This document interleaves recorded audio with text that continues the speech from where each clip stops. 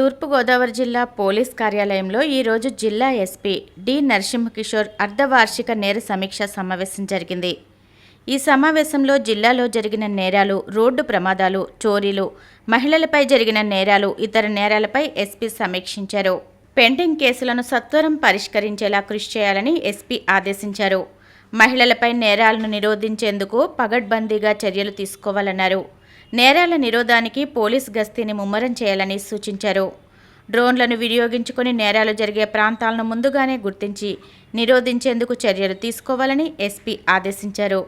చోరీ సొత్తు రికవరీపై ప్రత్యేక శ్రద్ధ వహించాలన్నారు.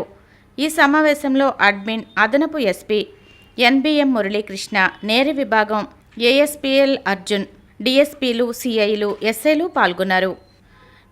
జిల్లాలోని పలు నీటిపారుదల పథకాలకు రాష్ట్ర జలవనరుల శాఖ మంత్రి, జిల్లా ఇన్ఛార్జ్ మంత్రి డాక్టర్ నిమ్మల రామానాయుడు నేడు పూజా కార్యక్రమాలు నిర్వహించి నీటిని విడుదల చేయనున్నారు.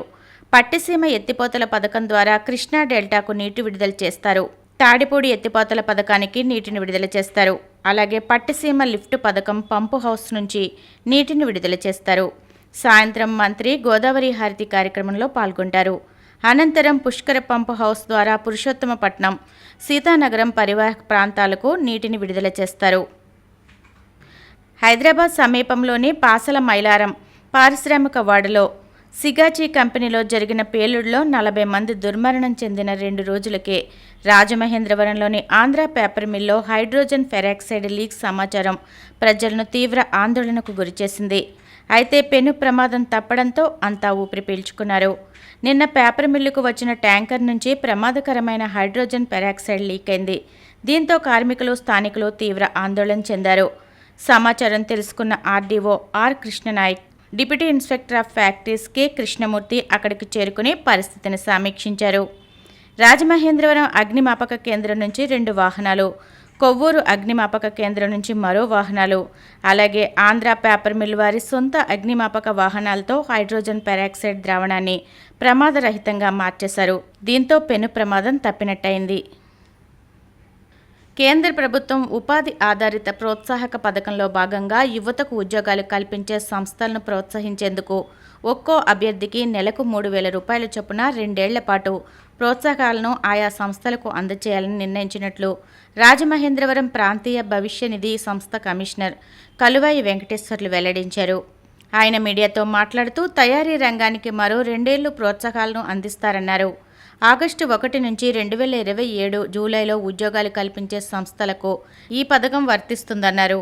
వికసిత్ భారత్ లక్ష్యంలో భాగంగా అన్ని రంగాల్లో ఉద్యోగాల సృష్టిని వృద్ధి చేయడమే ఉపాధి ఆధారిత ప్రోత్సాహక పథకం ప్రధాన ఉద్దేశమన్నారు. ఈ పథకంలో భాగంగా కొత్త ఉద్యోగాలకు ప్రోత్సాహకంగా వారిలో ఆర్థిక అక్షరాస్యతను పెంపొందించేందుకు ఈపీఎఫ్లో నమోదు చేసుకున్న ఉద్యోగాలకు తొలి 6 నెలల్లో 15,000, ఏడాది తర్వాత మరో 15,000ను చెల్లిస్తారు. ఈ పథకాలకు కొన్ని నిబంధనలు, పరిమితులు ఉంటాయని స్పష్టం చేశారు. ఈపీఎఫ్లో నమోదైన సంస్థలు, ఉద్యోగులే ఈ పథకాలకు అర్హులని వెంకటేశ్వర్లు తెలిపారు.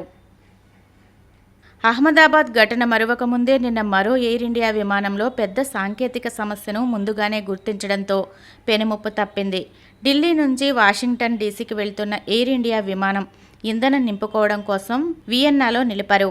ఈ సమయంలో ఇక్కడ సాధారణ తనిఖీ చేసినప్పుడు విమానంలో సాంకేతిక సమస్య ఉన్నట్లు తేలింది. దీంతో వియన్నా చేరుకున్న తర్వాత విమానం రద్దు చేస్తున్నట్లు ఎయిర్ ఇండియా ప్రకటించింది. అయితే ఎటువంటి ప్రమాదం జరగలేదు. ప్రయాణికులందరూ సురక్షితంగా ఉన్నట్లు ఎయిర్ ఇండియా తెలిపింది. సుపరిపాలనలో తొలి అడుగు ఇంటింటికి ప్రచారం కార్యక్రమంలో భాగంగా ఎమ్మెల్యే ఆదిరెడ్డి శ్రీనివాస్ ఈ ఉదయం 11వ డివిజన్లో పర్యటించారు. తొలుత పార్టీ జీవీఎస్ అప్పారావు వీధిలో పార్టీ జెండాను ఎగురవేశారు. అనంతరం పార్టీ కార్యకర్తలతో కలిసి డివిజన్లోని ప్రతి ఇంటికి వెళ్లి ప్రభుత్వ సంక్షేమ అభివృద్ధి కార్యక్రమాలను వివరించడంతో పాటు స్థానికుల సమస్యలను అడిగి తెలుసుకున్నారు. తన దృష్టికి తెచ్చిన సమస్యలను పరిష్కరించేందుకు చర్యలు తీసుకుంటామని హామీ ఇచ్చారు.